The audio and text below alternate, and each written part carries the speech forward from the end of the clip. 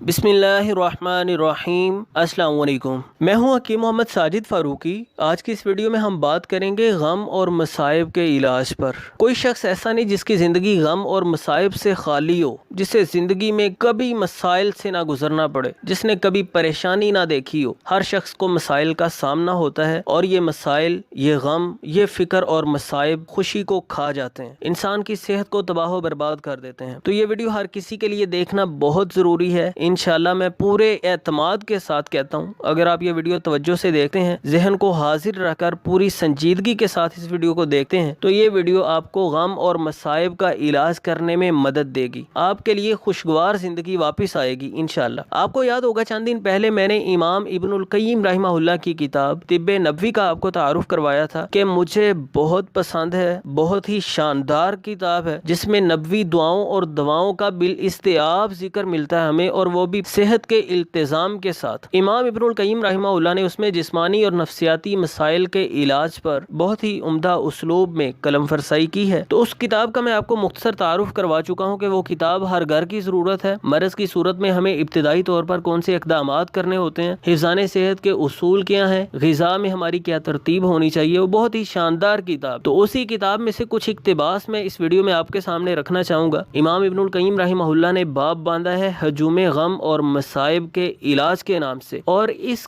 قدر پیارے انداز میں، اس قدر پر اثر انداز میں آپ نے بحث کی ہے، قلم فرسائی کی ہے کہ یقیناً انسان خوشگوار زندگی کی طرف واپس لوٹ آتا ہے۔ تو اس ویڈیو میں وہی اقتباس میں آپ کے ساتھ شیئر کرنا چاہوں گا، کچھ بحث میں آپ کے ساتھ شیئر کرنا چاہوں گا، تاکہ آپ کو غم و مصائب کا علاج کرنے میں بھی مدد ملے، پریشانیوں سے باہر نکلنے میں بھی مدد ملے، اور آپ کو کتاب کی عمدگی کا بھی احساس ہو، کیونکہ غم اور مصائب کا تعلق انسان کی نفسیات کے ساتھ ہے۔ یہ کوئی جسمانی صحت کے مسائل نہیں جس کے لیے ہمیں میڈیسن لینا پڑے، اس کے لیے ہمیں نفسیاتی علاج کی ہی ضرورت ہوتی ہے، اور اس سے بہتر نفسیاتی علاج کیا ہو سکتا ہے جہاں ہمیں قرآنی آیات کے ساتھ تربیت ملے۔ غم اور مصائب کا پہلا روحانی علاج فرمان باری تعالیٰ ہے وَبَشِّرِ الصَّابِرِينَ الَّذِينَ إِذَا أَصَابَتْهُم مُّصِيبَةٌ قَالُوا إِنَّا لِلَّهِ وَإِنَّا إِلَيْهِ رَاجِعُونَ أُولَئِكَ عَلَيْهِمْ صَلَوَاتٌ مِّن رَّبِّهِمْ وَرَحْمَةٌ وَأُولَئِكَ هُمُ الْمُهْتَدُونَ۔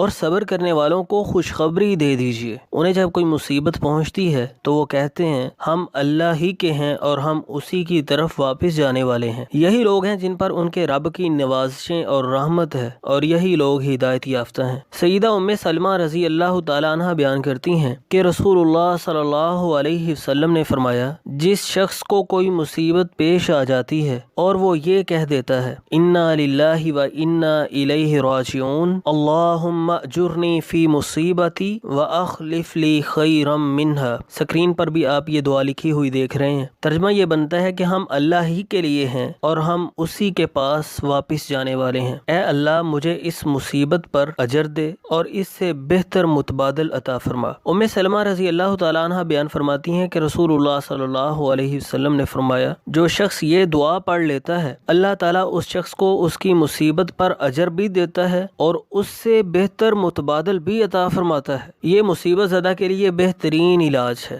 جو اس کے لیے دنیا اور آخرت دونوں میں بہت زیادہ فوائد کا باعث بنتا ہے۔ دراصل اس جملے میں دو عظیم الشان اصول بیان کیے گئے ہیں، جب کوئی انہیں کما حقہ سمجھ لے تو اسے مصیبت میں تسلی مل جاتی ہے۔ انا للہ میں پہلا اصول یہ ہے کہ خود انسان، اس کے اہل و عیال اور اس کا سارا مال و متاع در حقیقت اللہ تعالیٰ ہی کی ملکیت ہے۔ یہ سب چیزیں اللہ تعالیٰ نے انسان کو بطور امانت عطا فرمائی ہیں۔ ہمارا مالک الملک جب چاہتا ہے اپنی چیز واپس لے لیتا ہے، جیسے کوئی شخص کسی کو اپنی کچھ چیزیں ادھار دے اور جب واپس لینا چاہے تو واپس لے لے۔ انسان کی ملکیت میں جو کچھ بھی ہے وہ اسے بہت تھوڑی سی مہلت کے لیے دیا گیا ہے۔ مزید یہ بات بھی قابل توجہ ہے کہ انسان کے پاس جو کچھ بھی ہے اسے انسان نے عدم سے وجود نہیں بخشا، اس لیے وہ اپنے قبضے کی چیزوں کو ذاتی ملکیت قرار نہیں دے سکتا۔ دوسرا اصول وَإِنَّا إِلَيْهِ رَاجِعُونَ میں ہے کہ انسان کو اس دنیا سے واپس اپنے مالک حقیقی کے حضور جانا ہے۔ وہ اس دنیا کو چھوڑ کر لازماً آخرت کی طرف کوچ کر جائے گا اور رب ذوالجلال کے دربار میں بالکل تنہا حاضر ہوگا۔ اس کے ساتھ نہ اس کے گھر والے ہوں گے، نہ مال و دولت،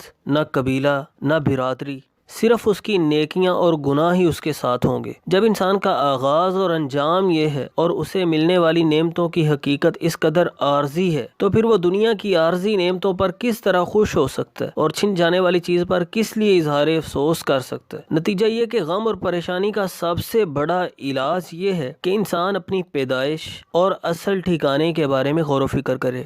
ایک علاج یہ ہے کہ متاثرہ شخص کو یقین رکھنا چاہیے کہ اسے جو مصیبت پیش آئی ہے وہ ٹلنے والی نہیں تھی، اور جو نہیں آئی وہ در حقیقت آنے والی نہیں تھی۔ اللہ تعالیٰ ارشاد فرماتے ہیں ما اصاب من مصیبت فی الارض ولا فی انفسکم الا فی کتاب من قبل ان نبرأها ان ذلک علی اللہ یسیر لکی لا تأسوا علی ما فاتکم ولا تفرحوا بما آتاکم واللہ لا يحب کل مختال فخور۔ زمین میں یا تمہاری جانوں میں جو مصیبت بھی آتی ہے وہ کتاب میں درج ہے اس سے پہلے کہ ہم اسے وجود میں لائیں۔ بلا شبہ یہ کام اللہ کے لیے بالکل آسان ہے۔ یہ حقیقت تمہیں اس لیے بتائی جا رہی ہے تاکہ جو چیز تم سے چھوٹ گئی ہے اس پر افسوس نہ کرو، اور جو کچھ اس نے تمہیں عطا فرمایا ہے اس پر مت اتراؤ۔ اور یاد رکھو اللہ تعالیٰ کسی اکڑنے والے اور فخر کرنے والے کو پسند نہیں کرتا۔ مصیبت کا ایک حال یہ بھی ہے کہ جو نقصان پہنچا ہے اس کا جائزہ لے۔ اسے معلوم ہوگا کہ جو چیز کھو گئی ہے اللہ رب العزت نے اسی طرح کی یا اس سے بھی بہتر نعمت اس کے لیے باقی رکھی ہے۔ اگر وہ صبر اور رضا سے کام لے تو اس کے لیے آخرت میں ایسی نعمتیں تیار کی گئی ہیں جو چھین جانے والی نعمت کے مقابلے میں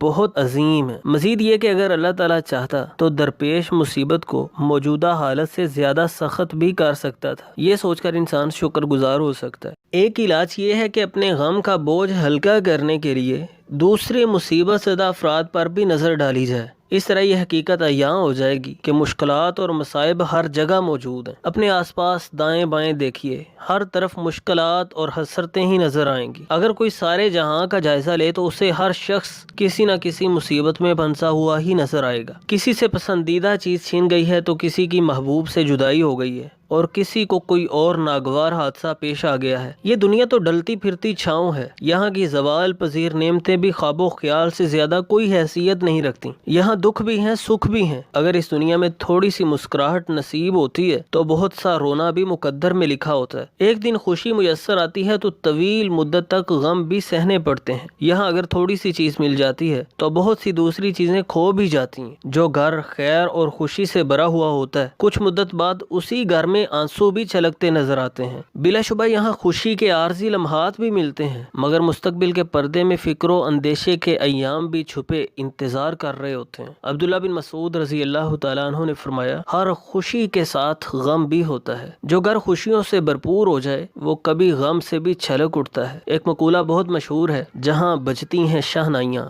وہاں ماتم بھی ہوتے ہیں۔ یہ حقیقت سمجھ لینا بھی خود ایک علاج ہے کہ بے صبری اور بے قراری کے مظاہرے سے مصیبت دور نہیں ہوتی بلکہ بڑھ جاتی ہے۔ جزا و فضا کسی بیماری کا علاج نہیں بلکہ واویلا کرنا مرض میں اضافہ کر دیتا ہے۔ جاننا چاہیے کہ صبر و تسلیم کا ثواب نہایت عظیم الشان ہے۔ یہ ثواب اللہ کی رحمت و برکت اور ہدایت کی صورت میں ملتا ہے۔ صبر کرنے اور انا للہ پڑھنے پر ثواب عظیم عطا کرنے کی ذمہ داری خود اللہ رب العزت نے اپنے ذمے لی ہے۔ مصیبت پڑنے پر صبر نہ کرنا درپیش مصیبت سے بھی بڑی مصیبت ہے۔ مصیبت کو صبر و شکر سے جھیلنے پر بہت زیادہ اجر و ثواب ملتا ہے۔ اسی طرح صبر نہ کر کے اسے ضائع کر دینا بہت بڑا المیہ ہے۔ ایک علاج یہ بھی ہے کہ بے صبری کے نقصانات سے آگاہی حاصل کی جائے۔ بے صبری کی وجہ سے دشمن بہت خوش ہوتا ہے، دوست کا دل دکھتا ہے، اللہ رب العزت ناراض ہوتے ہیں، شیطان خوشی سے جھومتا ہے، ثواب ضائع ہوتا ہے اور انسان کی شخصیت بے وزن ہو جاتی ہے۔ جب بندہ ثواب کی نیت سے صبر کرتا ہے تو اس کا شیطان نڈال ہو کر ناکام لوٹتا ہے، رب ذوالجلال راضی ہوتا ہے، دوست خوش ہوتے ہیں اور دشمن کا دل دکھتا ہے۔ یوں وہ اپنے بھائیوں کا بوجھ ہلکا کرتا ہے، بجائے اس کے کہ اس کے دوست اسے تسکین و تسلی دیں، وہ دوستوں کو تشفی دیتا ہے اور ان کی ڈارس بندھاتا ہے۔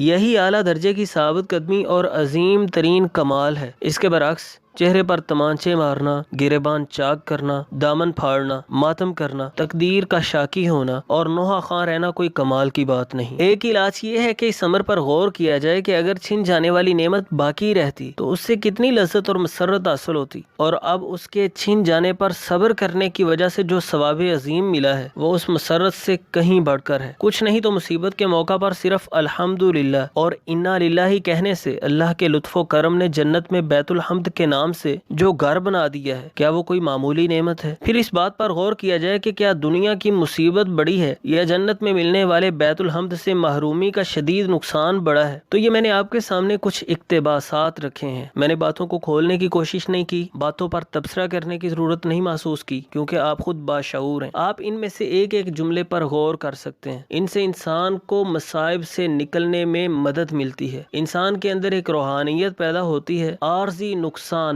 کو برداشت کرنے کا انسان کے اندر مادہ پیدا ہوتا ہے، انسان حقیقی محرومی کو پہچان پاتا ہے، اپنے مقصد زندگی کو جان پاتا ہے۔ اگر آپ ان نکات پر غور کریں گے، یہ نکات آپ کو غم و مصائب سے نکلنے میں بہت مدد دیں گے، آپ کے لیے پریشانیوں سے نجات کا ذریعہ بنیں گے۔ ہجوم غم اور مصائب کے روحانی علاج کا باب ابھی جاری ہے۔ میں مزید بھی کچھ چیزیں آپ کے ساتھ شیئر کر سکتا ہوں، لیکن میرا خیال ہے کہ ویڈیو کافی لمبی ہو گئی ہے، اور جو نکات میں نے اب تک آپ کے ساتھ شیئر کر دی ہیں، اگر آپ ان پر بھی غور کرتے ہیں تو انشاءاللہ الرحمن یہ آپ کو کافی مدد دیں گے، اور آپ اس کتاب کی افادیت بھی سمجھ چکے ہوں گے۔ میں سمجھتا ہوں کہ اگر آپ مطالعہ کا ذوق رکھتے ہیں تو انشاءاللہ آپ ضرور اس کتاب کو خریدیں گے اور اس کا مطالعہ کریں گے۔ اس مفید ویڈیو کو زیادہ سے زیادہ دوسرے لوگوں تک بھی پہنچائیے۔ چینل پر نئے ہیں تو چینل کو سبسکرائب ضرور کیجیے، کمنٹ سیکشن میں اپنی رائے کا اظہار ضرور کیجیے، ویڈیو کو لائک کیجیے۔ ملتے ہیں نیکسٹ ویڈیو میں۔ اللہ حافظ۔